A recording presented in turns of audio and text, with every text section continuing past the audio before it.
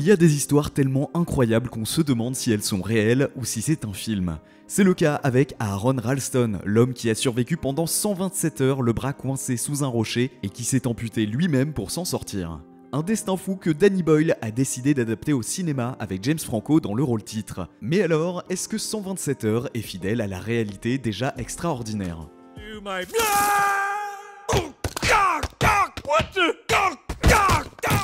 Aaron est né en 1975 dans l'Indiana, aux États-Unis.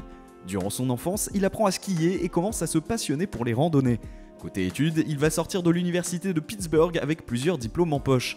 Un diplôme en génie mécanique, un en français et un en piano. Des disciplines variées qui montrent déjà un peu son esprit libre et son envie de ne pas rester cantonné à une seule chose. Pour les loisirs, il participait à pas mal d'activités sportives et pour se faire un peu d'argent, il était même guide en rafting l'été. À la suite de ses études, Aaron a travaillé en tant qu'ingénieur mécanique chez Intel. Un boulot qu'il a décidé de quitter en 2002 après seulement quelques années là-bas, étouffé par le fait de travailler dans un grand groupe. La raison, c'est aussi qu'il avait envie de réellement vivre ses passions, la randonnée et l'alpinisme. Son nouvel objectif, c'est d'être le premier à gravir en hiver et en solitaire tous les pics montagneux du Colorado de plus de 4000 mètres de haut, ce qui en fait tout de même 54. Solitaire, c'est un qualificatif qui lui va bien justement. Aaron adore partir à l'aventure seul et c'est bien ce qui va risquer de lui coûter la vie. Le 26 avril 2003, il décide de partir faire une randonnée dans les canyons de l'Utah. Le seul problème, c'est qu'il ne prévient pas ses proches pour dire où est-ce qu'il a décidé d'aller. Les lieux représentent une immense étendue aride avec de nombreuses crevasses. Son objectif est d'aller explorer le Blue John Canyon, un endroit où la ville la plus proche est à près de 70 km. Sur le trajet, il rencontre deux jeunes femmes également en randonnée. Il va rester quelques heures avec elles, puis fidèle à sa nature solitaire, il décide de les quitter pour reprendre la route de son côté. Son esprit d'aventurier le pousse à aller dans une faille et alors qu'il tente de descendre plus bas pour l'explorer, il prend appui sur un rocher visiblement coincé entre les deux parois. Mais il n'est malheureusement pas si coincé que ça. Le rocher ne tient pas sous le poids du jeune homme qui va alors tomber en contrebas et le rocher lui va atterrir sur son bras droit. Aaron se rend vite compte qu'il est dans une sale situation. Le roc pèse plusieurs centaines de kilos. Il est désormais bloqué, seul, personne ne sait où il est et n'a aucun moyen de communication pour appeler à l'aide. Dans son sac, il a seulement quelques provisions qui étaient censées lui tenir la journée, moins d'1 litre d'eau, son matériel d'escalade, un canif en mauvais état et sa caméra. C'est le début du calvaire puisqu'il va rester bloqué pendant 6 jours et 5 nuits. Il va bien essayer de soulever le rocher avec son matériel d'escalade sans succès. Il va aussi crier à l'aide sans que jamais personne ne le trouve. Hello, 911. À 2 reprises aussi, il tente de couper son bras prisonnier mais se rend vite compte que son couteau ne pourra pas sectionner les os. Il arrive à survivre malgré tout face à l'hypothermie et doit boire sa propre urine pour s'hydrater. Résigné, le 4e jour, il se sert de sa caméra pour enregistrer un message d'adieu à destination de sa famille et grave ses dernières volontés dans la roche. Perdant un peu la tête, Aaron a alors une vision d'un enfant qu'il pense être son futur fils et se dit qu'il peut alors survivre. Dans un regain d'adrénaline, il décide de casser les os de son bras prisonnier pour enfin réussir à le couper et se libérer. C'est ce qu'il va faire en 1 heure et 5 minutes.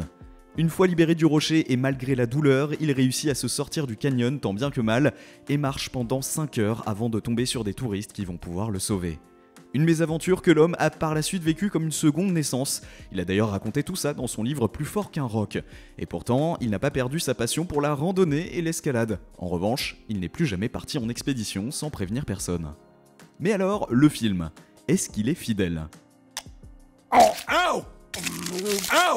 Faut savoir qu'au départ, Aaron Ralston a refusé la proposition de voir un long métrage se faire sur son histoire. Et pourtant, c'était déjà Danny Boyle sur le projet. À la base, Aaron voulait plutôt un documentaire classique avec lui-même en voix off. Ce n'est qu'après avoir découvert le film Slumdog Millionnaire qu'il s'est dit qu'il pouvait faire confiance au réalisateur, et il a eu bien raison. Parce que le film est tout à fait fidèle à ce qui s'est réellement passé. Pour cause, Aaron a été consultant dès le début du projet. Il a ainsi raconté son histoire en personne à Danny Boyle ainsi qu'à James Franco. Il a même montré à ce dernier comment il se positionnait pour dormir ou faire d'autres tâches, comment il tenait le couteau pour se couper le bras et ils sont allés en randonnée ensemble.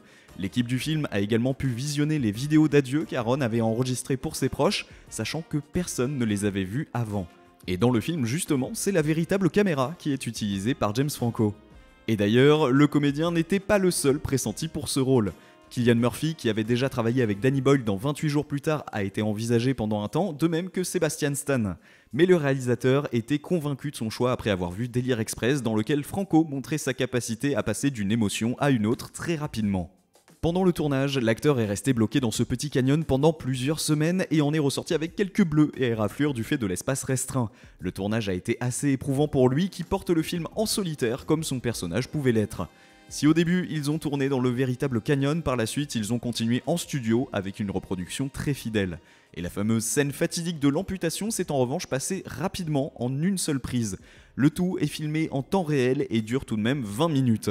L'équipe a pu annuler la seconde journée de tournage qui était prévue. C'est pendant le tournage du film qu'Aaron est devenu papa d'un petit garçon. Comme quoi, il a bien fait de se battre pour survivre après avoir eu la vision d'un enfant quand il était au plus mal.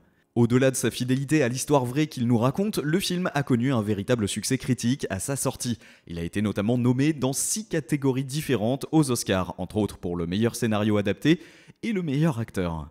Le long métrage est donc un bel hommage à cette histoire vraie absolument hors du commun. N'hésitez pas à dire en commentaire ce que vous avez pensé de 127 heures si vous l'avez déjà vu, et puis on se dit à bientôt pour de prochaines vidéos sur Allociné.